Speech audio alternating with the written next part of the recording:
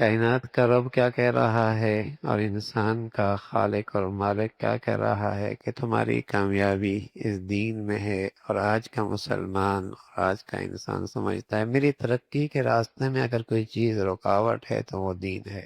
کیسی بدنصیبی ہے، کیسی سوچ اور فکر پر بربادی اور ہلاکت آئی ہے کہ اللہ کہہ رہا ہے کہ تیری منزل مقصود تب ملے گی، تجھے منزل مراد تب ملے گی، تم کامیابی کی منزل پہ تب جا پہنچے گا جب تو اس دین پہ چلے گا۔ اور آج سوچ اور فکر میں کیسا فساد آیا کہ اگر اپنی ترقی میں کامیابی میں یہ انسان آج رکاوٹ سمجھتا ہے تو اس دین کو سمجھتا کہ دین پہ چلنے سے تو ہم ترقی نہیں کر سکتے، ہم زمانے کے ساتھ نہیں چل سکتے، ہم تو کامیاب نہیں ہوا سکتے۔ یہ اس کی سوچ اور فکر بن چکی ہے۔ ایک تو نا عمل کے لحاظ سے کوتاہی، عمل کے لحاظ سے کوتاہی پر توبہ ہو جایا کرتی ہے اگر سوچ اور فکر کا زاویہ درست ہو۔ عمل کی کوتاہی پر توبہ ہو سکتی ہے اگر سوچ اور فکر کا زاویہ درست ہو، تو پھر اس عمل کی خطا کو خطا سمجھتا ہے، غلطی سمجھتا ہے، گناہ سمجھتا ہے، توبہ کر لیتا ہے۔ اور بدقسمتی سے اگر سوچ و فکر کا زاویہ ہی ختم خراب ہو جائے اور وہی سمجھے کہ جو خطا ہے یہی صحیح ہے، جو غلط ہے حقیقت میں یہی ٹھیک ہے، جو گناہ ہے حقیقت میں یہی ترقی ہے، یہ بڑی ہلاکت، یہ بڑی بربادی ہے۔ اس موقع پہ پھر توبہ بھی، توفیق بھی سلب ہو جاتی ہے۔ تو آج کی جو نئی زندگی کا انداز ہے نا، وہ صرف عمل کی خطا تک نہیں انسان کو رہنے دیتا، بلکہ ساتھ ساتھ ایسا لٹریچر ہے، ایسی تعلیم ہے، ایسا نظام ہے کہ جو اس کے سوچ اور فکر کا زاویہ ہی بدل دیتا ہے۔ بس اوقات آدمی بہت غلط کام کر رہا ہوتا ہے لیکن بڑے اخلاص سے کر رہا ہوتا ہے کہ ملک کے لیے کر رہا ہوں، قوم کے لیے کر رہا ہوں، اچھا کام کر رہا ہوں، ترقی ہو جائے گی، کامیابی ہو جائے گی۔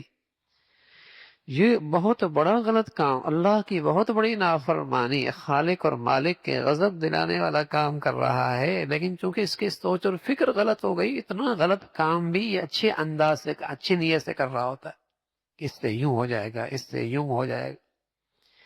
تو یہ سوچ اور فکر پر جو حملہ ہوا وہ اس نظام تعلیم سے ہوا، اس زندگی سے ہوا جو اس کے ارد گرد ہو رہی ہے، جس نے اس کا سوچ اور فکر کا زاویہ ہی بدل دیا۔ تو یہاں خالق اور مالک تو یہ کہہ رہے کہ تیری کامیابی اور مراد کی منزل تب ملے گی جب تو دین پہ آئے گا، اور اس کی سوچ اور فکر بن رہی کہ پردہ ہو گیا، حلال کیا، سود چھوڑا، پردہ کیا، دیانت پہ آ گئے، عبادت پہ آ گئے، اللہ کی اطاعت پہ آ گئے، اسلامی قوانین زندگی میں آ گئے، معاشرے میں آ گئے، سوسائٹی میں آ گئے، قومی سطح پہ آ گئے، ترقی کیسے کریں؟ ترقی کیسے کریں گے؟ حضرت عمر رضی اللہ تعالیٰ عنہ فرمایا کرتے تھے کہ ہماری اس ترقی کی ساری بنیاد، عزت اور عروج کی ساری وجہ ایک ہے، اعزنا اللہ بالاسلام، اعزنا اللہ بالاسلام۔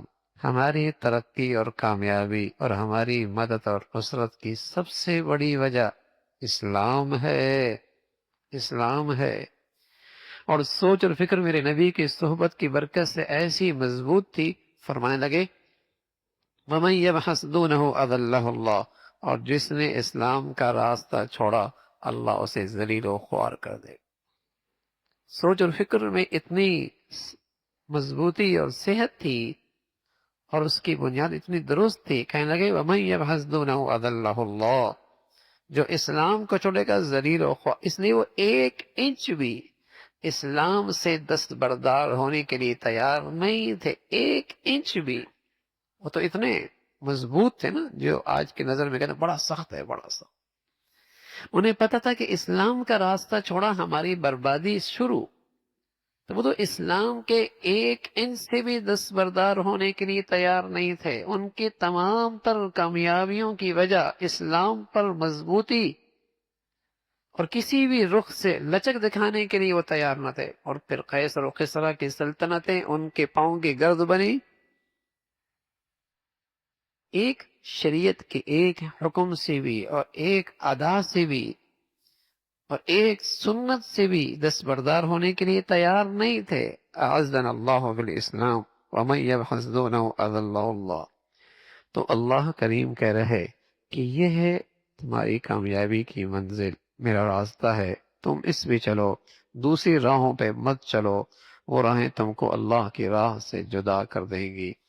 اور اللہ تمہیں اس کا تاکیدی حکم دیتا ہے، یہ اللہ تمہیں وصیت کر رہا ہے، تاکیدی حکم دیتا ہے تاکہ اس راہ کے خلاف کرنے میں تم احتیاط رکھو، تاکہ تم احتیاط رکھو.